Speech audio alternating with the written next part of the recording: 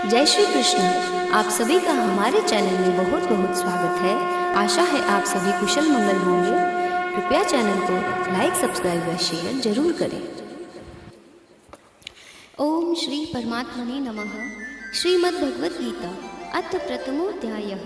धृतराष्ट्र उवाच धर्मक्षेत्रे कुरुक्षेत्रे संवेतायुयुत्सवः मामकाः पाण्डवाश्चैव किं कुर्वत् संजय। धृतराष्ट्र बोले, हे संजय, धर्मभूमि कुरुक्षेत्र में एकत्रित युद्ध की इच्छा वाले मेरे और पांडु के पुत्रों ने क्या किया। संजय उवाच दृष्टा तु पाण्डवानीकं व्यूढं दुर्योधनस्तदा आचार्यमुपसंगाम्य राजा वचनं ब्रवीत। संजय बोले, उस समय राजा दुर्योधन ने व्यूह रचना युक्त पांडवों की सेना को देखकर और द्रोणाचार्य के पास जाकर यह वचन कहा, पश्येतां पाण्डुपुत्राणामाचार्य महतीं चमूं व्यूढां द्रुपदपुत्रेण तव शिष्येण धीमता। हे आचार्य, आपके बुद्धिमान शिष्य द्रुपद पुत्र धृष्टद्युम्न द्वारा व्यूहाकार खड़ी की हुई पांडुपुत्रों की इस बड़ी भारी सेना को देखिए।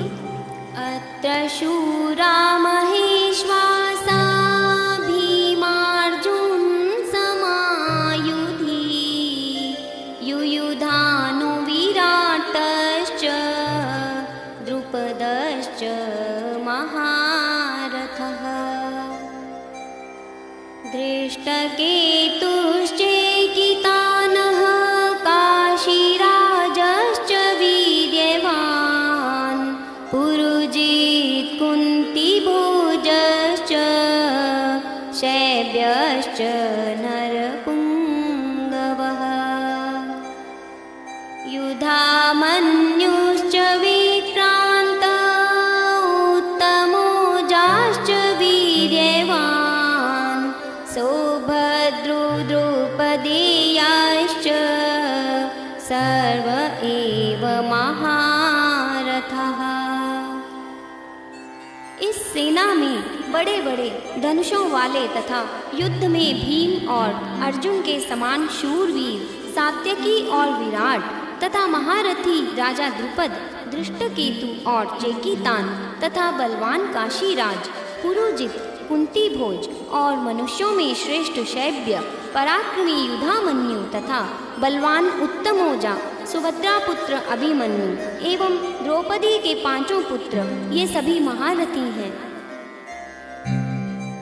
अस्माकं तु विशिष्टा ये तान्निबोध द्विजोत्तम नायकामं सैन्यस्य संज्ञार्थं तान् ब्रवीमि ते। भवान् भीष्मश्च कर्णश्च कृपश्च समितिञ्जयः अश्वत्थामा विकर्णश्च सोमदत्तिस्तथैव च।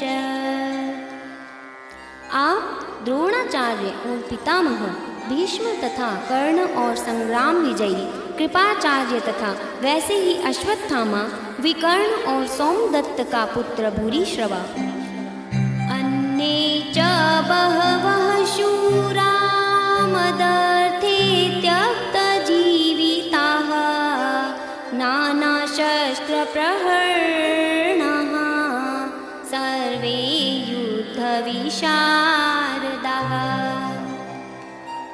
और भी मेरे लिए जीवन की आशा त्याग देने वाले बहुत से शूरवीर अनेक प्रकार के शस्त्रास्त्रों से सुसज्जित और सब के सब युद्ध में चतुर हैं। पर्याप्तं तदस्माकं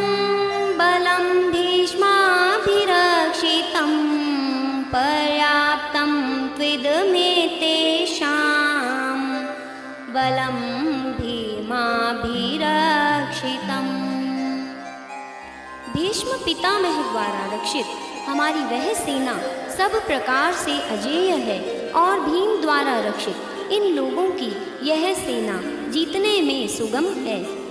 अयनेषु च सर्वेषु यथा भागं वस्थिताः भीष्मेवाभिरक्षन्तु भवन्तः सर्व एव हि। इसलिए सब मोर्चों पर अपनी अपनी जगह स्थित रहते हुए आप लोग सभी निसंदेह भीष्म पितामह की ही सब ओर से रक्षा करें। तस्य संजनयन् हर्षं कुरु वृद्धः पितामहः सिंहनादं विनद्योच्चः शंखं दद्मो प्रतापवान्। कौरवों में वृद्ध बड़े प्रतापी पितामह भीष्म ने उस दुर्योधन के हृदय में हर्ष उत्पन्न करते हुए उच्च स्वर से सिंह की दहाड़ के समान गरज कर शंख बजाया। ततः शंखाश्च भैर्याश्च पणवानकाः गोमुखाः सहसैवाभ्यहन्यन्त सशब्दस्तु मूलोऽभवत्। इसके पश्चात शंख और नगारे तथा ढोल और मृदंग और नरसिंगे आदि बाजे एक साथ ही बज उठे। उनका वह शब्द बड़ा भयंकर हुआ। ततः श्वेतैर्हयैर्युक्ते महति स्यन्दने स्थितौ माधवः पाण्डवश्चैव देव्यौ शंखौ प्रदध्मतु। इसके अनंतर सफेद घोड़ों से युक्त उत्तम रथ में बैठे हुए श्री कृष्ण महाराज और अर्जुन ने भी अलौकिक शंख बजाए।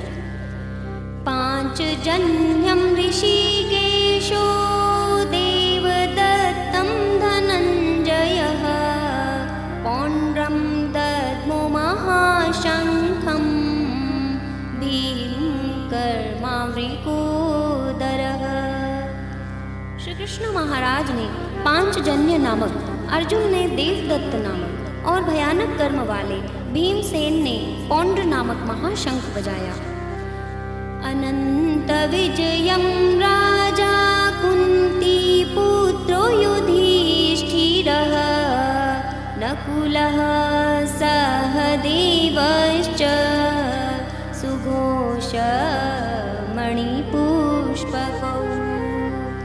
कुंती पुत्र राजा युधिष्ठिर ने अनंत विजय नामक और नकुल तथा सहदेव ने सुघोष और मणिपुष्पक नामक शंख बजाया। काश्यश्च परमेश्वासः शिखण्डी च महारथः धृष्टद्युम्नो विराटश्च सात्यकीश्चापराजितः द्रुपदो द्रौपदेयाश्च सर्वशः पृथिवीपते सौभद्रश्च महाबाहु शंखान् दद्मो पृथक् पृथक्। श्रेष्ठ धनुष वाले काशीराज और महारथी शिखंडी एवं धृष्टद्युम्न तथा राजा विराट और अजेय सात्यकी राजा द्रुपद एवं द्रौपदी के पांचों पुत्र और बड़ी भुजा वाले सुभद्रा पुत्र अभिमन्यु, इन सभी ने हे राजन सब ओर से अलग अलग शंख बजाए। सघोषोधार्तराष्ट्राणां हृदयानि वैदार्यता नभश्च पृथिवीं चैव तुमुलो व्यनुनादयन्।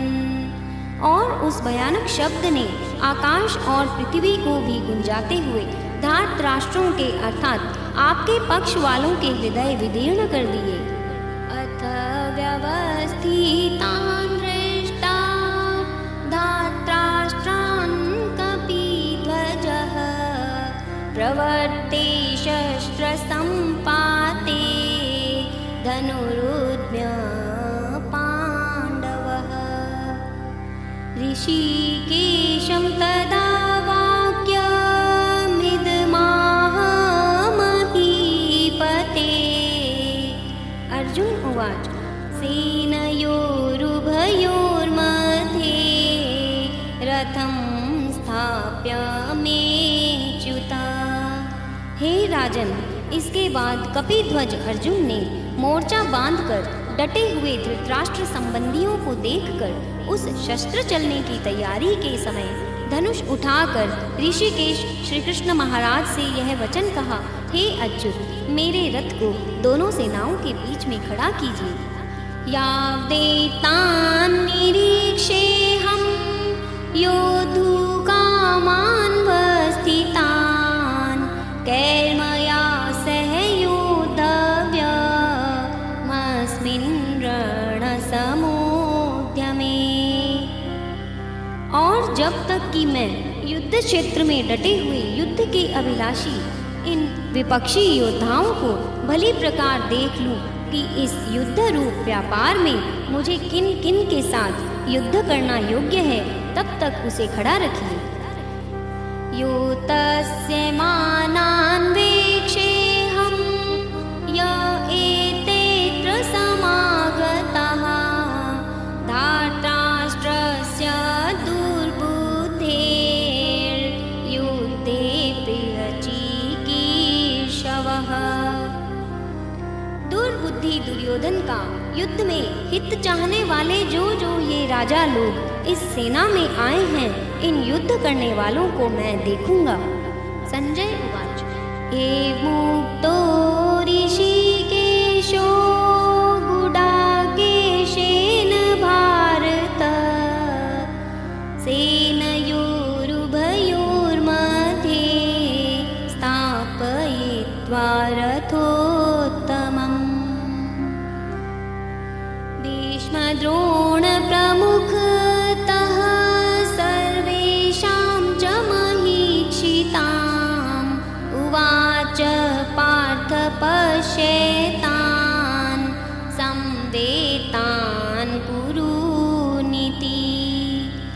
संजय बोले, हे धृतराष्ट्र, अर्जुन द्वारा इस प्रकार कहे हुए महाराज श्री कृष्णचंद्र ने दोनों सेनाओं के बीच में भीष्म और द्रोणाचार्य के सामने तथा संपूर्ण राजाओं के सामने उत्तम रथ को खड़ा करके इस प्रकार कहा कि हे पार्थ, युद्ध के लिए जुटे हुए इन कौरवों को देख।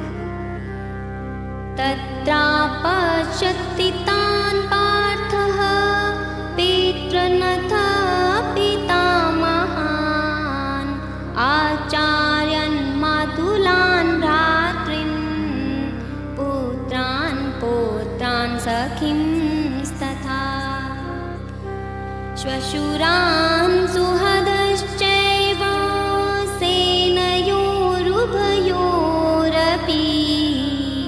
इसके बाद पृथापुत्र अर्जुन ने उन दोनों ही सेनाओं में स्थित ताऊ चाचों को, दादों परदादों को, गुरुओं को, मामाओं को, भाइयों को, पुत्रों को, पौत्रों को तथा मित्रों को, ससुरों को और सुहृदों को भी देखा। तान् स्मीक्ष्य स कौन्तेयः सर्वान् बन्धून् वस्थितान् कृपया पर्याविष्टो विषिदन्निदमब्रवीत्। उन उपस्थित संपूर्ण बंधुओं को देखकर वे कुंती पुत्र अर्जुन अत्यंत करुणा से युक्त होकर शोक करते हुए यह वचन बोले। अर्जुन उवाच दृष्ट्वेमं स्वजनं कृष्ण युयुत्सुं समुपस्थितं सीदन्ति मम गात्राणि मुखं च परिशुष्यति वेपथुश्च शरीरे मे रोमहर्षश्च जायते। अर्जुन बोले, हे कृष्ण, युद्ध क्षेत्र में डटे हुए युद्ध के अभिलाषी इस स्वजन समुदाय को देखकर मेरे अंग शिथिल हुए जा रहे हैं और मुख सूखा जा रहा है तथा मेरे शरीर में कंप एवं रोमांच हो रहा है। गांडीवं संत्रसते हस्तात्वक्चैव परिदयते न च शक्नोम्यवस्थातुं भ्रमतीव च मे मनः। हाथ से गांडी धनुष गिर रहा है और त्वचा भी बहुत जल रही है तथा मेरा मन भ्रमित सा हो रहा है, इसलिए मैं खड़ा रहने को भी समर्थ नहीं हूँ। निमित्तानि च पश्यामि विपरीतानि केशव न च श्रेयोनुपश्यामि हत्वा स्वजन्माहवे। हे केशव, मैं लक्षणों को भी विपरीत ही देख रहा हूँ तथा युद्ध में स्वजन समुदाय को मारकर कल्याण भी नहीं देखता। न कांक्षे विजयं कृष्ण न च राज्यं सुखानि च किं नो राज्येन गोविन्द किं भोगैर्जीवितेन वा। हे कृष्ण, मैं न तो विजय चाहता हूँ और न राज्य तथा सुखों को ही। हे गोविंद, हमें ऐसे राज्य से क्या प्रयोजन है अथवा ऐसे भोगों से और जीवन से भी क्या लाभ है। येषामर्थे कांक्षितं नो राज्यं भोगः सुखानि च त इमेव स्थिता युद्धे प्राणान् त्यक्त्वा धनानि च। हमें जिनके लिए राज्य भोग और सुखादि अभिष्ट हैं, वे ही ये सब धन और जीवन की आशा को त्याग कर युद्ध में खड़े हैं। आचार्याः पितरः पुत्रास्तथैव च पितामहाः मातुलः श्वशुरः पौत्राः शालाः संबंधिनस्तथा। गुरुजन, ताऊ चाचे, लड़के और उसी प्रकार दादे मामे, ससुर पौत्र, साले तथा और भी संबंधी लोग हैं। एतान् हन्तुमिच्छामि घ्नतोऽपि मधुसूदन अपि त्रैलोक्यराज्यस्य हेतुः किं नु मही कृते। हे मधुसूदन, मुझे मारने पर भी अथवा तीनों लोगों के राज्य के लिए भी मैं इन सब को मारना नहीं चाहता, फिर पृथ्वी के लिए तो कहना ही क्या है। निहत्य धार्तराष्ट्रान्नः का प्रीतिः स्यात् जनार्दन पापमेवाश्रयेदस्मान् हत्वैतानाततायिनः। हे जनार्दन, धृतराष्ट्र के पुत्रों को मारकर हमें क्या प्रसन्नता होगी। इन आतताइयों को मारकर तो हमें पाप ही लगेगा। तस्मान्नार्हा वयं हन्तु धार्तराष्ट्रान् स्वबान्धवान् स्वजनं हि कथं हत्वा सुखिनः स्याम माधव। अतएव हे माधव, अपने ही बांधव धृतराष्ट्र के पुत्रों को मारने के लिए हम योग्य नहीं हैं, क्योंकि अपने ही कुटुंब को मारकर हम कैसे सुखी होंगे। यद्यप्येतेन पश्यन्ति लोभोपहतचेतसः कुलक्षयकृतं दोषं मित्रद्रोहे च पातकम्। कथं न ज्ञेयमस्माभिः पापात् स्मान्निवर्तितुं कुलक्षयकृतं दोषं प्रपश्यद्भिर्जनार्दन। यद्यपि लोभ से भ्रष्टचित्त हुए ये लोग कुल के नाश से उत्पन्न दोष को और मित्रों से विरोध करने में पाप को नहीं देखते, तो भी हे जनार्दन, कुल के नाश से उत्पन्न दोष को जानने वाले हम लोगों को इस पाप से हटने के लिए क्यों नहीं विचार करना चाहिए। कुलक्षये प्रणश्यन्ति कुलधर्माः सनातनाः, धर्मे नष्टे कुलं कृतस्नां धर्मोऽपि भवात्युता। कुल के नाश से सनातन कुल धर्म नष्ट हो जाते हैं। धर्म के नाश हो जाने पर संपूर्ण कुल में पाप भी बहुत फैल जाता है। अधर्माभिभवात् कृष्ण प्रदूषयन्ति कुलस्त्रियः, त्रिषु दृष्टासु वार्ष्णे जायते वर्णसंकरः। हे कृष्ण, पाप के अधिक बढ़ जाने से कुल की स्त्रियां अत्यंत दूषित हो जाती हैं, और हे वार्ष्णेय, स्त्रियों के दूषित हो जाने पर वर्ण संकर उत्पन्न होता है। संकरो नरकायैव कुलज्ञानां कुलस्य च, पतन्ति पितरो योषां लुप्तपिण्डोदकक्रियाः। वर्ण संकर कुल घातियों को और कुल को नरक में ले जाने के लिए ही होता है। लुप्त हुई पिंड और जल की क्रिया वाले अर्थात श्राद्ध और तर्पण से वंचित इनके पितर लोग भी अधोगति को प्राप्त होते हैं। दोषैरेतः कुलज्ञानां वर्ण संकर कारकैः, उत्साद्यन्ते जाति धर्मः कुल धर्माश्च शाश्वतः। इन वर्ण संकर कारक दोषों से कुल घातियों के सनातन कुल धर्म और जाति धर्म नष्ट हो जाते हैं। उत्सन्नं कुल धर्माणां मनुष्याणां जनार्दन, नरके नियतं वासो भक्तित्यनुशुश्रुमा। हे जनार्दन, जिनका कुल धर्म नष्ट हो गया है, ऐसे मनुष्यों का अनिश्चित काल तक नरक में वास होता है, ऐसा हम सुनते आए हैं। अहो बत महत् पापं कर्तुं व्यवसिता वयं, यद्राज्य सुखलोभेन हन्तुं स्वजनमुद्यताः।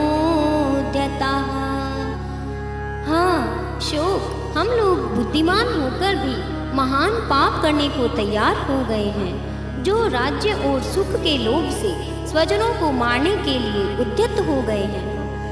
यदि मां प्रतीकारं शस्त्रं शस्त्रपाणयः, धार्तराष्ट्रारणे हन्युस्तन्मे क्षेमतरं भवेत्। यदि मुझ शस्त्र रहित एवं सामना न करने वाले को शस्त्र हाथ में लिए हुए धृतराष्ट्र के पुत्र रण में मार डाले, तो वह मारना भी मेरे लिए अधिक कल्याणकारक होगा। संजय उवाच। एवमुक्त्वार्जुनः संख्ये रथोपस्थ उपाविशत्, विसृज्य सशरं चापं शोकसंविघ्नमानसः।